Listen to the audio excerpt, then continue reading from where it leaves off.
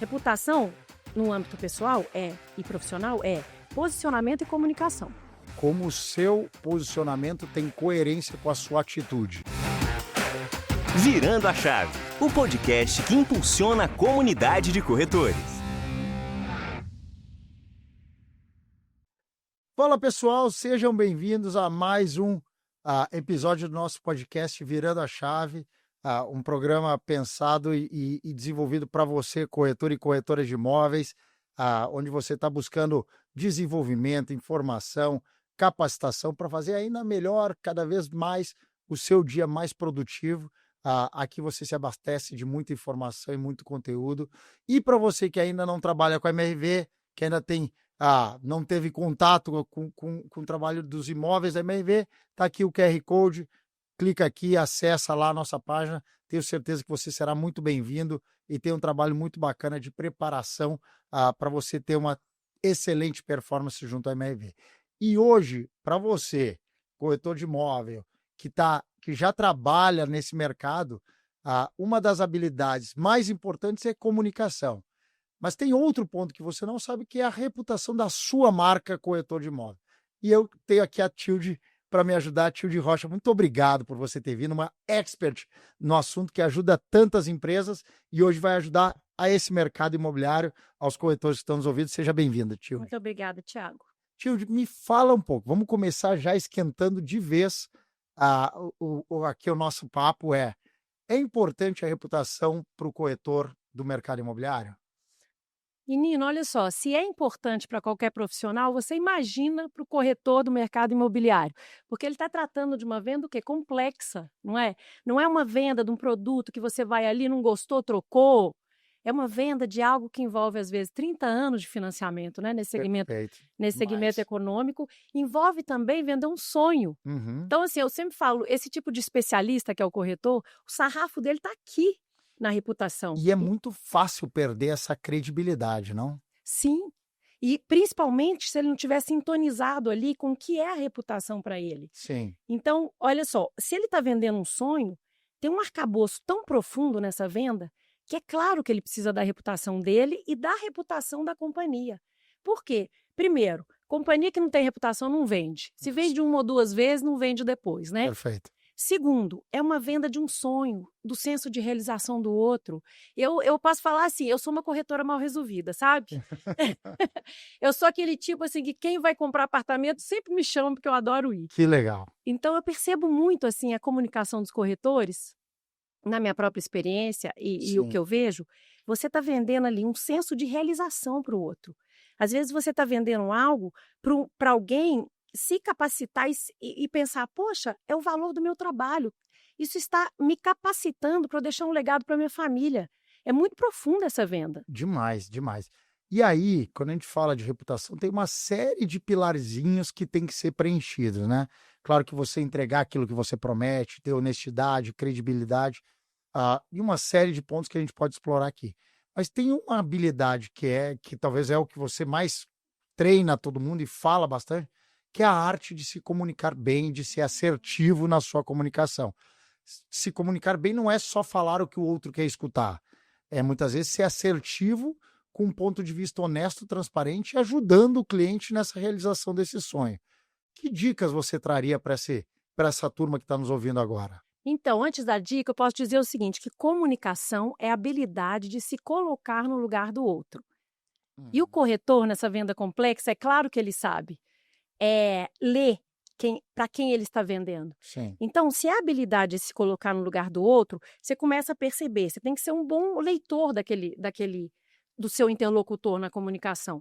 Então, por exemplo, o tipo de pergunta que alguém te faz, que tipo de perfil comunicacional aquela pergunta te faz pensar. Então, se é uma pessoa muito focada no técnico, então eu vou dar informações técnicas sobre esse apartamento, ou se é uma pessoa que traz um teor emocional, então eu vou co-criar com elas algumas cenas que eu vejo aqui, Legal. com informação emocional. E é fácil ler esse perfil de comunicação, Tilde? Eu acho que assim, nada que no início fica fácil, mas depois quando a gente treina, né? Treina, exato.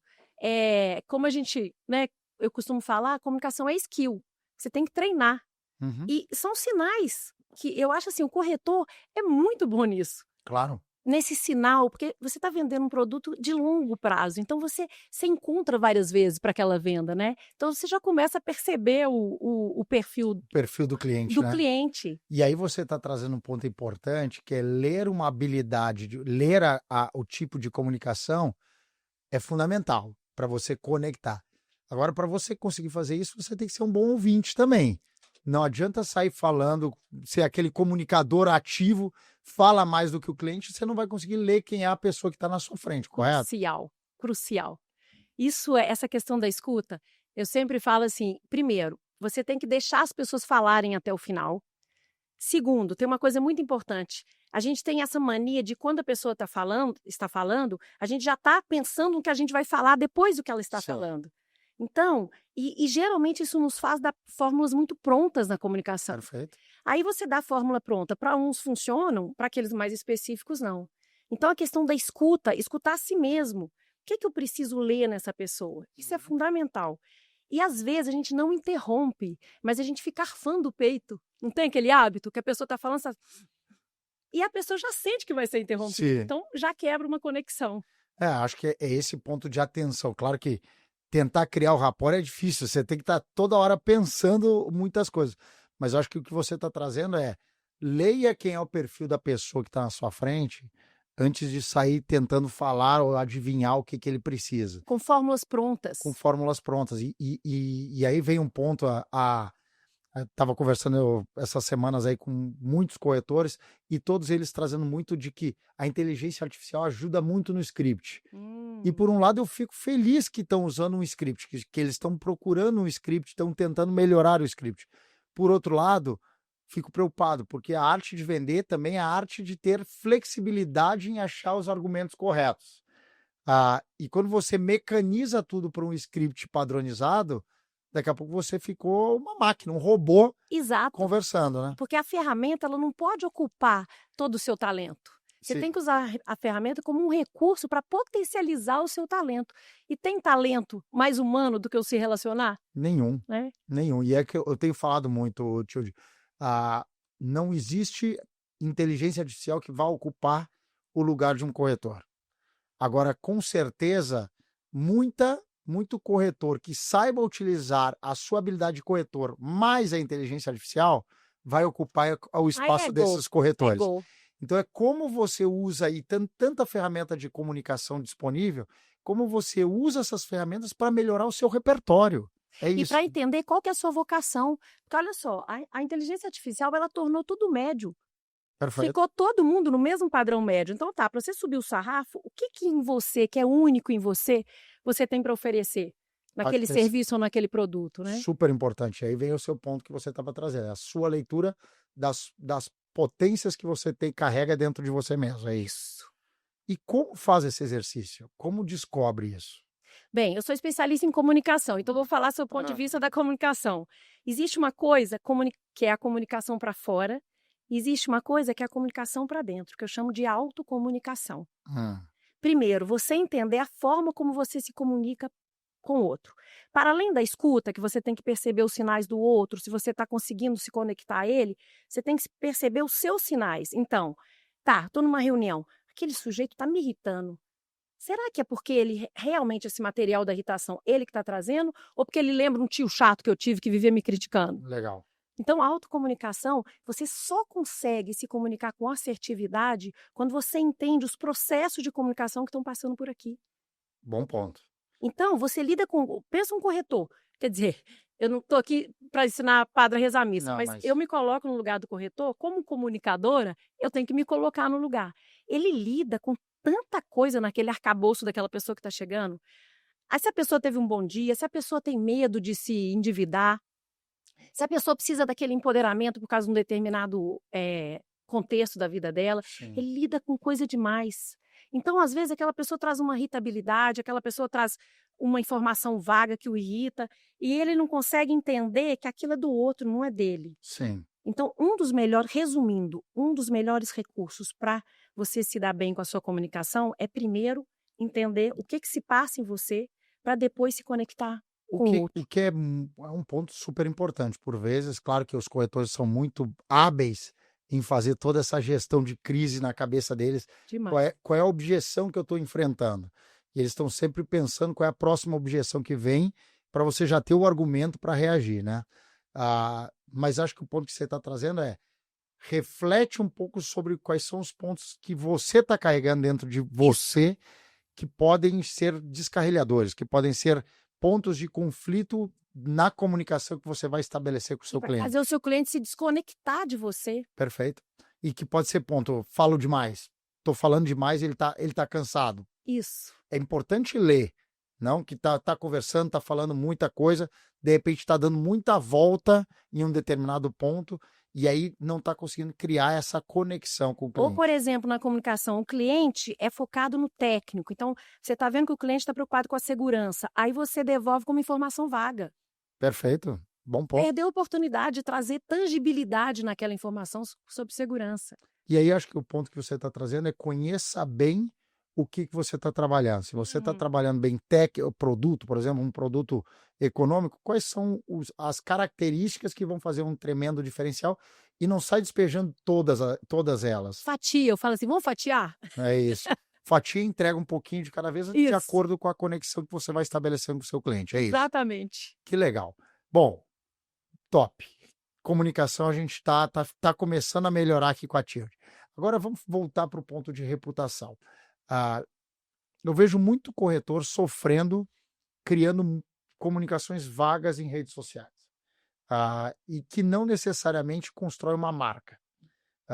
Todo corretor de imóveis e as imobiliárias que aqui nos escutam são negócios, são empresas que precisam de uma marca, que precisam de um slogan, que precisam de uma comunicação assertiva do que elas fazem.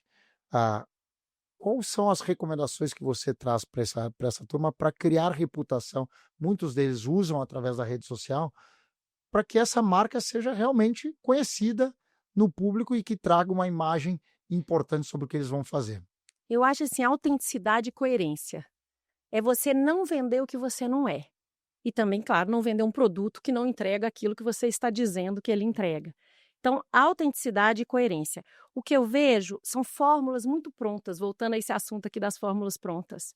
Quando as pessoas entenderem que existe algo único nelas, sim, e que algo único é esse, quando elas conseguirem transmitir isso nas redes sociais, você vê quem se dá melhor nas redes sociais são as pessoas autênticas. sem dúvida. Não é? Sem dúvida. Agora, é claro que a sua autenticidade também tem que encontrar lá a necessidade do seu público. Sim. Não adianta você ser um autêntico dentro de uma bolha. Sem dúvida. Né? Então, eu acho que é um pouco isso. Agora, a sua pergunta é sobre a comunicação, a reputação de um corretor. Então, hoje em dia, CPF e CNPJ, com o advento das redes sociais, existe uma fronteira que se borrou entre CPF e CNPJ. Então, eu sempre falo isso, você é sua marca como profissional, mas você carrega a companhia.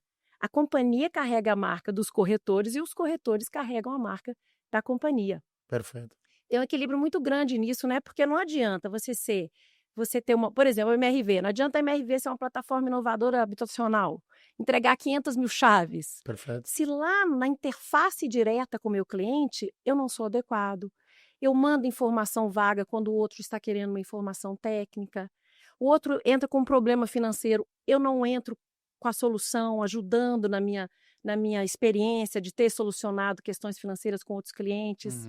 Não adianta a MRV ser isso tudo se na minha interface eu perco todas essas oportunidades de mostrar que eu sou um especialista. Que legal. Né? O que você está trazendo é a vida do corretor se mistura com a da MRV. E esse corretor, ele é a pessoa que está à frente da marca MRV lá na frente. No caso da MRV, mas pode ser qualquer construtora, pode ser qualquer imobiliária, pode ser qualquer outro segmento. Ou qualquer outro segmento. A importância de você se portar, se comunicar ou se posicionar, acho que a palavra talvez correta é posicionar. Sim. Se posicionar como um porta-voz dessa empresa e trazer soluções que conectem a empresa que você representa com o seu cliente é cada vez mais fundamental, né? Fundamental, porque olha só, se um corretor perde uma reputação, seja digital, seja numa interface direta, ele carrega a companhia. Perfeito. E vai que o corretor seja sensacional, tenha todo tudo que ele precisa para vender bem, e aí a pessoa vai lá dar um Google na determinada companhia e vê algumas coisas. O que Sim. que adiantou a reputação desse corretor? Então é uma justa posição mesmo, né? Total, e que elas podem ser muito potentes e muito fortes quando bem exploradas, juntas, e que podem fracassar completamente quando uma das partes faz. Completamente. Ilha. E aí, quando a gente fala um pouco desse corretor e como é um mercado muito autônomo, ele por dias ele carrega a bandeira de uma empresa, de outro dia ele carrega a bandeira de outra empresa, outro dia de uma imobiliária. Como é visto isso? Porque o cliente ele quer ser bem atendido. Para o cliente importa o serviço do corretor com ele. Como é que isso interfere essa migração? E eu estou falando do corretor, mas pode ser o entregador do iFood, pode ser o motorista do Uber, que faz Uber, faz 99, pode ser qualquer um. Como essa migração impacta na reputação dele dentro do trabalho que ele oferece? Eu acho que se ele conseguir, independentemente das marcas que ele escolhe, se ele conseguir se posicionar como um curador, Legal. como um estrategista de boas escolhas, ele vai se dar bem. Porque aí independe. Então, se eu faço uma escolha, por exemplo, eu tenho um posicionamento, a gente estava falando de reputação. Reputação, no âmbito pessoal, e profissional, posicionamento e comunicação, certo? Certo. Lembrando que, sem abrir a boca, a gente já está se comunicando. Uhum. Então, quando você pensa que é sobre o seu posicionamento e sua comunicação, você tem que fazer escolhas do seu posicionamento. Então, por exemplo, eu me posiciono como corretor o quê?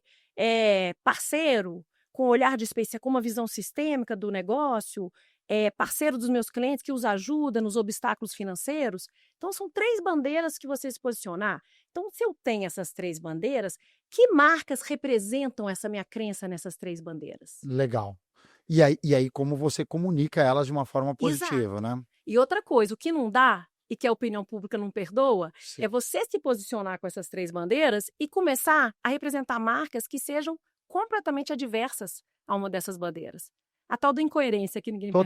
Total. Então, acho que você está trazendo um ponto super legal, que é como o seu posicionamento tem coerência com a sua atitude. Isso. É isso. E acho que isso ajuda muito naquilo que a gente está falando de reputação, que é as pessoas vão procurar por você, você está dizendo A, mas você está fazendo B.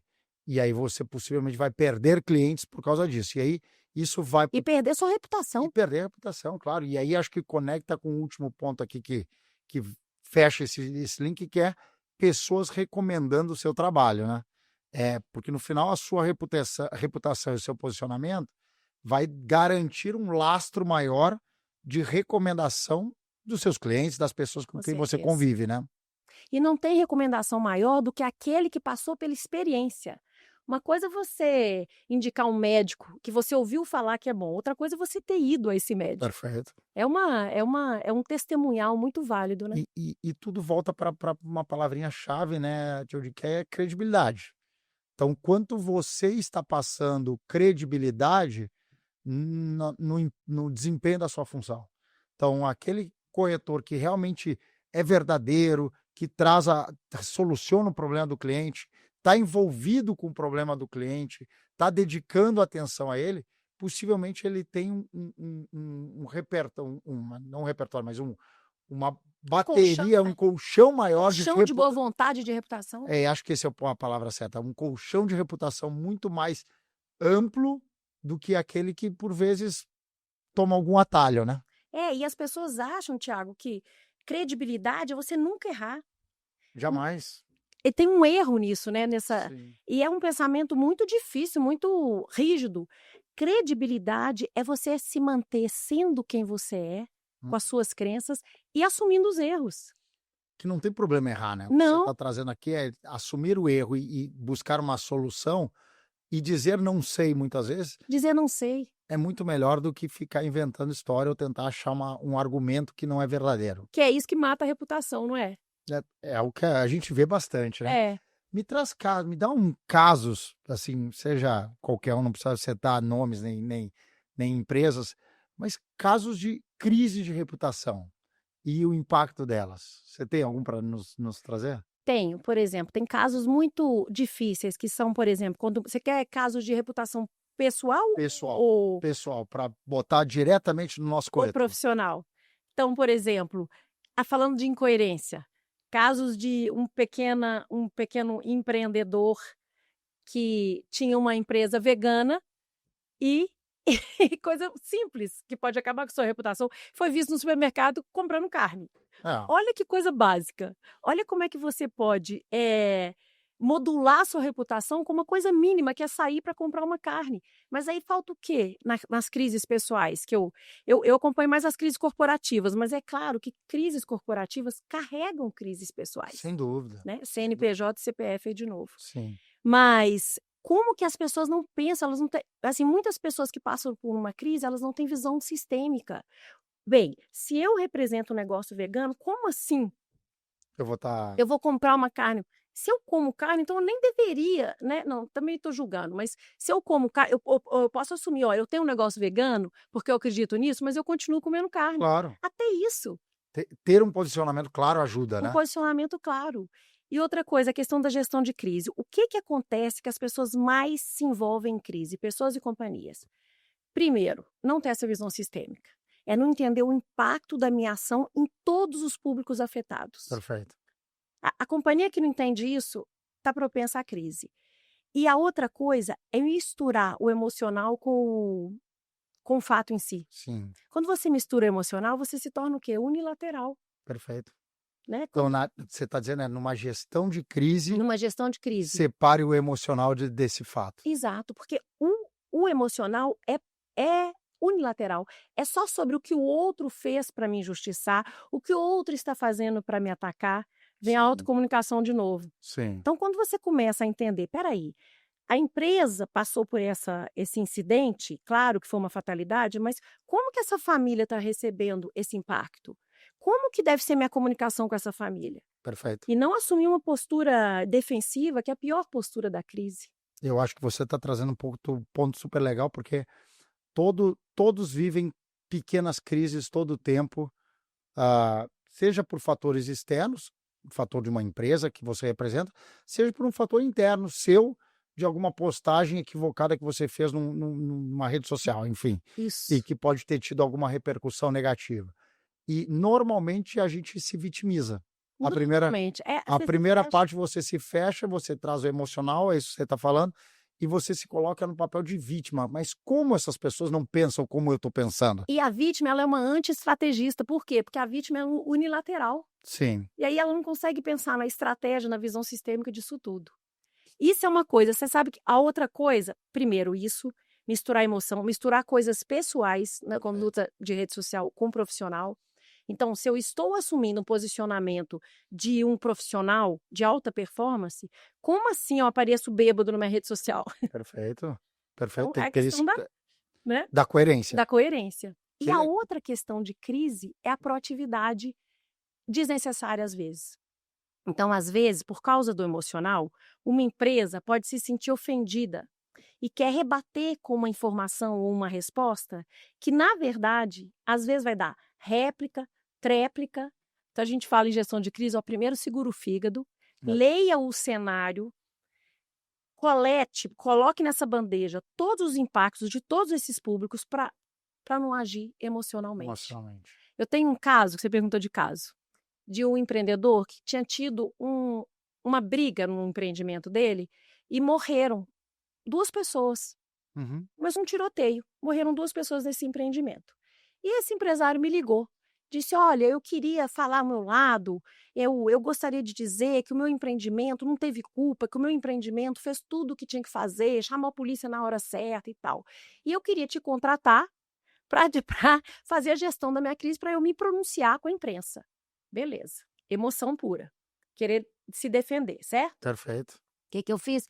Pedi para a equipe lá do dia apurar esse assunto na imprensa. Sim. Tiago, não havia uma única menção da empresa dessa pessoa na imprensa. Claro. Eu liguei para ele e falei, olha só, você está querendo contratar um parceiro ou um inimigo? Certo. Porque olha só, a sua idoneidade não foi testada. Ela sequer foi comentada. Você está querendo voluntariamente pegar sua marca E botar no meio. no meio? É isso aí. Então tem a ver com por que ele não conseguiu ver isso? Emocional. E acho que é o ponto de muitas vezes você estar mais preocupado com o seu lado, com a Isso. sua opinião. E acho que o corretor de imóveis, o mercado imobiliário, ele tem que estar aberto à opinião do mercado, do cliente, dos outros stakeholders. E cuidado para não se meter em problemas que não são seus. Que não são seus. Exatamente isso. Muito legal, tio. Cara, o papo está muito bacana. Mas indo um pouco já para o fechamento aqui, quando a gente pensa em desenvolvimento de corretores, a gente treina muito. A gente treina, acho que todo corretor tem uma carência muito grande de comunicação. Muito corretor chega novato e não trabalhou com imóveis antes. E nesse entendimento do que ele vai fazer, ele começa a buscar referências. Quem é uma boa referência? E normalmente tem uma ou duas ou três ou cinco referências dentro de um salão de vendas que podem ou não ser bons comunicadores. Como você daria dicas de mapear para essas pessoas que estão chegando, mapear referências de comunicação, de atenção, de conexão com o público, porque no mercado imobiliário é muito constante a renovação dessas pessoas e como não tem uma barreira muito grande de entrada, é muita gente chegando. Então, como a gente gosta muito que todos tenham sucesso, eu queria as dicas da Tilde para essa turma se tornarem habilidosos em comunicação. Assim, sem querer nomear as pessoas ou marcas, né? Porque até agora eu não estou me lembrando especificamente do que eu posso trazer, e eu tenho receio de trazer e esquecer de quem não merece ser esquecido, mas eu acho assim, a pessoa tem que entender quem a inspira e começar a reparar e começar a observar como essa pessoa que a inspira se comunica. E isso não precisa ser de rede social, não. Às vezes você está numa reunião e tem sempre aquela pessoa que começa a falar e todo mundo olha. Sim. Todo mundo presta atenção. Eu sempre sugiro isso muito para os meus treinandos. É assim, observe quem você admira que funciona na comunicação. E se aquilo funciona para você. Perfeito. Então, por exemplo, eu estou falando aqui que a gente tem que fugir das fórmulas padrão, mas existe uma coisa que existem 3 coisas que são sempre referencial para quem quer ser um bom comunicador, que é objetividade, não é ser monossilábico, falar pouco, é assim, responder o que o outro está perguntando, trazer o tema central primeiro para depois desenvolver, isso traz persuasão. Perfeito. Porque aquela pessoa que fica enrolando, ela perde o interlocutor. Então, objetividade, tangibilidade, eu chamo do toque da liderança comunicadora. Tangibilidade, que é trazer coisas tangíveis. Por que eu acreditaria na segurança desse apartamento? Sim. Não, porque é um apartamento seguro, não estou dizendo nada. Sim. Traga as evidências do porquê que aquele apartamento é seguro. As evidências, por que vale a pena comprar aquele empreendimento. As evidências, por que a pessoa seria feliz com a família ali naquele ambiente. Legal. Então, tangibilidade, objetividade. De nada adianta tangibilidade e objetividade sem conexão. Você pode ser tangível, você pode ir direto ao ponto, responder o que o outro está querendo, alimentar o outro com boas informações. Você pode ser objetivo, mas se você não se conecta, não olha no olho, não respira, sim, não fica interrompendo o outro, tem uma postura de respeito, até a sua vestimenta. Está indo mal vestido, encontrar um cliente, o cliente vai falar, não vale nada, né? Total. Muita gente fala, meu carro é o carro do cliente, então tem que ser exatamente isso. Exato, mostrar esse respeito mesmo ao outro, ao seu interlocutor. Que legal. E você trouxe aqui um ponto, eu peguei objetividade, tangibilidade e conexão. Top. Toque. Mas acho que tem um ponto bacana que você trouxe, que é da objetividade. Você já falou algumas vezes que a gente interagiu e muitas vezes o corretor é interrogado sobre esse empreendimento tem, sei lá, 2 quartos, tem varanda, e muitas vezes ele não tem, e aí ele tenta dar uma volta, né? Entendi demais. E aí o que você está dizendo aqui, só para pegar um exemplo muito claro aqui, primeiro é a resposta, né? A resposta é não, mas esse te dá uma opção assim, uma opção assado, te dá uma conexão, tem algum benefício que você vai vender. Isso. O que você está trazendo é que mesmo no argumento de vendas, é bom ser objetivo. É bom ser objetivo e você pode evitar o não. Você pode ir direto para a solução. Então, olha, aqui tem varanda, olha, eu vou te mostrar outros benefícios que eu acredito muito que faz esse empreendimento ser um empreendimento bom para o seu perfil. Que Você nem legal. precisa usar o não, você pode pular o não. Pular, você pode dar pulos, mas você tem que responder claramente o que ele está te perguntando, correto? Exato. Acho que esse é Eu tenho uma resposta que chama fórmula da resposta objetiva, que é responder, desenvolver e depois trazer sua mensagem. E não fazer o contrário. Sim. Porque senão parece que você está enrolando o Você interlocutor. está primeiro dando a mensagem e a resposta não chega nunca, né? Isso. Mesmo que você fale assim, só um minuto que eu vou te responder. Mas antes de te responder, eu preciso contextualizar. O outro está sabendo que você não está pulando. Perfeito. Aí você deixa claro que você está como você está conduzindo a conversa, né? Exato. Que você está respeitando o que o outro quer saber. Muito legal, gente. Toque. Olha aí, para quem tá aí pegando as dicas da Tilde, toque tangível, objetivo e com muita conexão, né? Estabelecendo essa conexão. Tilde, já estamos aqui a um papo muito bacana. Minha pergunta para você, já para ir para o final, essa comunicação não verbal, que é de posicionamento, você estava falando de como você se veste, como você respeita, ela tem muito a ver com o nicho que você está inserido. Então, se você está inserido num lugar, um público mais, sei lá, banqueiros, você vai se comportar como um banqueiro. Essa leitura e essa habilidade é muito importante para o planejamento de um atendimento de sucesso, correto? Como o corretor se prepara para isso? Até por muitas vezes ele exagera, ele está indo para atender um econômico, muitas vezes aparece num perfil muito mais alto nível, que também pode gerar uma inspiração ou uma não aderência. Ou uma insegurança. Uhum. Então, como são as leituras de ambiente que você recomenda e que trazem essa conexão, porque é um passo importante para a conexão, é como você se insere nessa jornada com o cliente, né? Primeiro entender isso que você está trazendo. Somos vasos comunicantes. Eu não abri a boca, eu já estou comunicando. Até meu jeito, né? Então, se eu sou uma pessoa mais diretiva, como eu sou, eu tenho uma posição mais expansiva. Aqui mesmo, antes de sentar na mesa, eu perguntei. Deixa eu abrir Eu preciso de espaço, né? As pessoas tem pessoas mais retraídas. Então, assim, primeiro é entender que você é um vaso comunicante.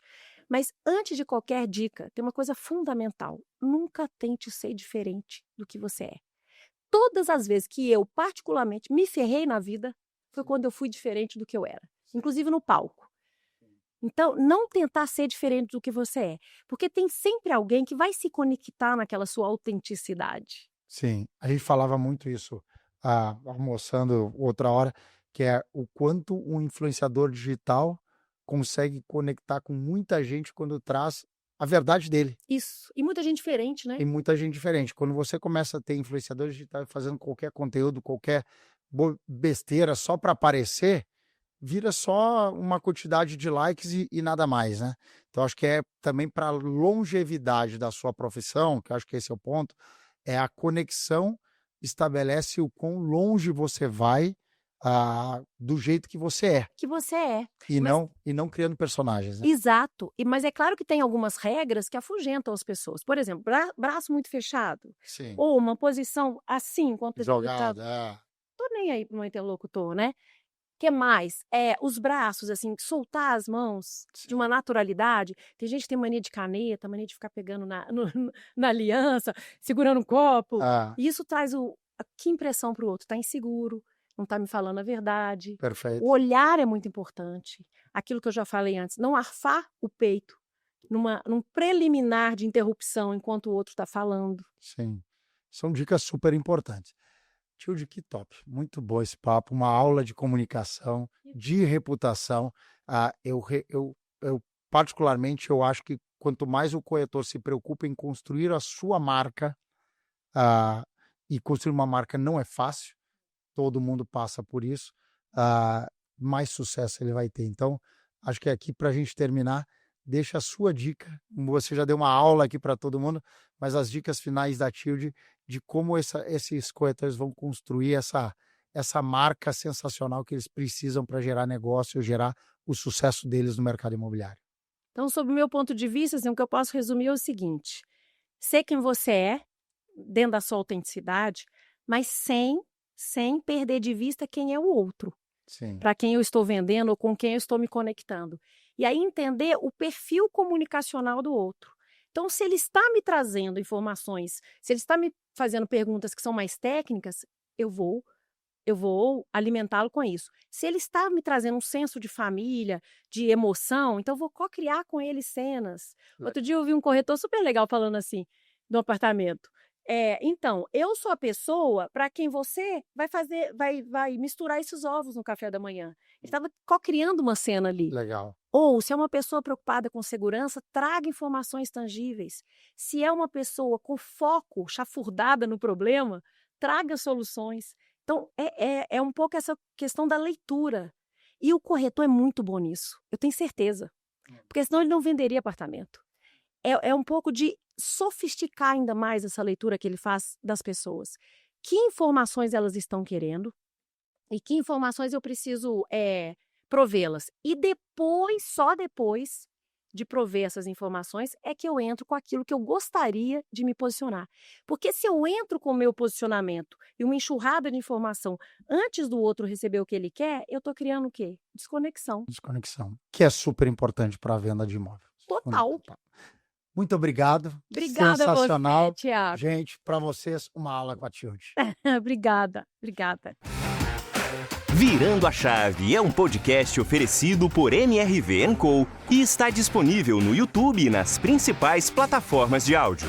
Siga o podcast no Spotify ou na Amazon. Assine no Apple Podcast e inscreva no YouTube ou favorite na Deezer. Assim você será notificado sempre que um novo episódio for ao ar. Se você estiver ouvindo no Spotify, deixe a sua avaliação. Foi um prazer ter a sua audiência. Nos vemos no próximo episódio.